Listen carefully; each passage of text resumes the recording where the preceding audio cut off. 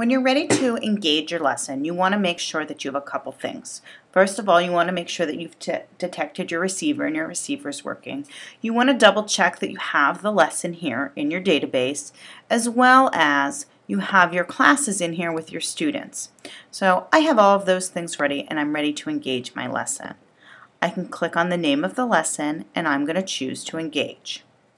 It comes up and it double checks this. This is the lesson, in fact, that I want. If you need to, you could choose a different class, and I do in fact want to have it teacher managed. This pulls up this little bar here asking which question you want to start with. I am going to start with the first question in the nouns, question 1. You can also hit next question, number 1. So this pulls this up. I have one of my settings that it auto starts the question, and I'll show you that in a second. But what that means is that as soon as I pull up that question, students are able to answer. If you don't have that on, you have to hit start in order to allow students to answer. And that setting is available within the delivery options, and I think because this is started I can't get in, but we'll get into that with the next one. So students then are able to answer the questions. So as they put their answers in, you will see that it turns blue. Blue indicates that they have in fact answered the question. If they are switching their answers, it will come up and it will turn green if they're putting the same answer. If they're changing their answer, it will come up yellow. If they're choosing an answer which doesn't exist, it will come up red. And so that's what the different colors mean. So the students will go ahead and put their answers in. Depending on your preferences, it will come up and indicate how they did. So once I have all my students answered, I'm going to click End. So here it has here how the students answered, how many got the correct answer, and how many students chose other answers.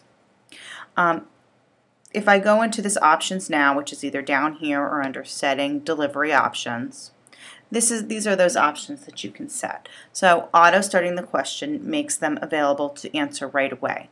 You can also have a timer available if you want to have the students be timed with this. Also showing these options whether or not you want to see the students, the percent correct, the answer distribution, some different options that you can play with in there. So this is actually how I want it set up. I'm going to click this to move to the next question, and it's going to engage my second question. Once again, the students can go ahead with their receivers, put their answers in. Same options will come up as they answer. So the students will put their answers in. Then when everyone has answered, you can end it and get the distribution. And then I'm going to continue on with my final question. So quickly answer these.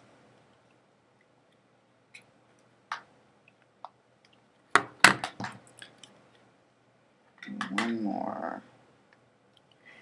And when I end this, it will show how the students answered. So I'm done with my questions, and I can hit close and close.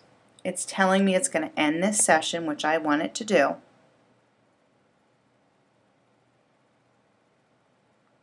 And that will bring up the device manager again. So here I am back here, and if I go to reports, these are the different reports that I have, and these will be based on time. So if I want to go to the most recent one, I can click on this one. I can go to the report.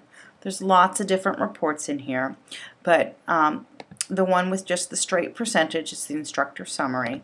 If I click preview on that, it will generate for me how my students did per student.